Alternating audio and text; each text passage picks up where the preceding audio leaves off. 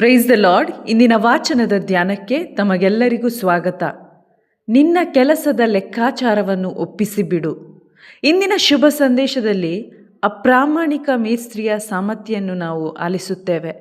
ಇಲ್ಲಿ ಆ ಅಪ್ರಾಮಾಣಿಕ ಮೇಸ್ತ್ರಿ ಯಜಮಾನ ತನ್ನನ್ನು ಕೆಲಸದಿಂದ ತೆಗೆದು ಹಾಕುತ್ತಾನೆಂದು ಅರಿತು ತನ್ನ ಜೀವನದ ಕುರಿತಾಗಿ ಮುಂದಾಲೋಚನೆ ಮಾಡಿ ತಕ್ಷಣ ತನಗಿರುವ ಜ್ಞಾನವನ್ನು ಉಪಯೋಗಿಸಿ ಅಧಿಕಾರವನ್ನು ಬಳಸಿ ಯಜಮಾನನ ಸಾಲಗಾರರು ತೀರಿಸಬೇಕಾದ ವೆಚ್ಚವನ್ನು ಅವರನ್ನು ಕರೆಸಿ ಕಡಿಮೆ ಮಾಡಿಸಿದ. ಹೀಗೆ ಆ ಸಾಲಗಾರರು ತನಗೆ ಮುಂದೆ ಉಪಯೋಗವಾಗುವರು ಎಂದು ಆತ ಕಾರ್ಯ ಮಾಡಿದ.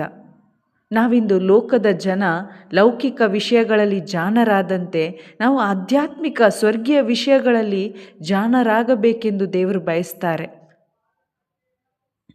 ಹಿಂದೊಮ್ಮೆ ಉಪಯೋಗಕ್ಕೆ ಬಾರದ ಅಯೋಗ್ಯರಾದ ನಮ್ಮನ್ನು ದೇವರು ಅವರ ಅಪಾರ ಕರುಣೆ ಕೃಪೆಯಿಂದ ಸ್ವರ್ಗೀಯ ಮಕ್ಕಳನ್ನಾಗಿಸಿದ್ದಾರೆ, ಸ್ವಂತ ಜನರನ್ನಾಗಿಸಿದ್ದಾರೆ ಎಂಬ ಸತ್ಯ ಮೊದಲನೇದಾಗಿ ನಾವು ಗ್ರಹಿಸಿಕೊಳ್ಬೇಕು.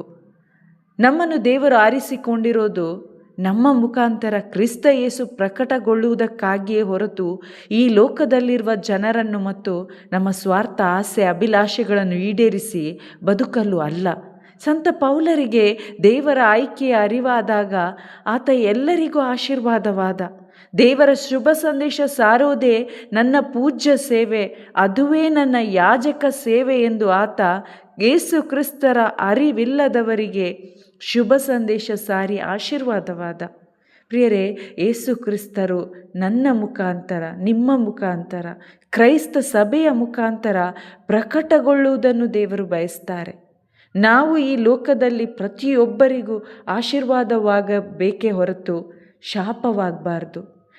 ನಿಮ್ಮ ಅಂದರೆ ಕ್ರೈಸ್ತ ವಿಶ್ವಾಸಿಯ ಮುಖಾಂತರ ಈ ಲೋಕದಲ್ಲಿರುವ ಮೂಢನಂಬಿಕೆ, ಆತ್ಮಿಕ ಕುರುಡುತನ, ಅಜ್ಞಾನ ದೂರ ಆಗಬೇಕು.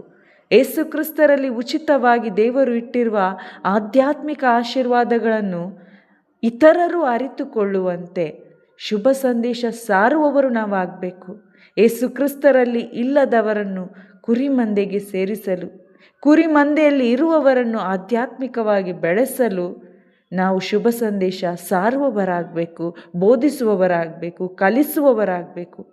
ಹಾಗಾದರೆ ದೇವರು ನಮಗೆ ಕೊಟ್ಟಿರುವ ಅಧಿಕಾರ ಸಂಪನ್ಮೂಲಗಳನ್ನು ಪ್ರಾಮಾಣಿಕವಾಗಿ ಜಾಣರಾಗಿ ಸ್ವರ್ಗೀಯ ಕಾರ್ಯಗಳಿಗಾಗಿ ಉಪಯೋಗಿಸಿ ಆ ಪವಿತ್ರಾತ್ಮರ ಸಹಾಯದಿಂದ ನಾವು ಈ ಲೋಕಕ್ಕೆ ಆಶೀರ್ವಾದವಾಗೋಣ. ಆಮೇನ್. Praise the lord.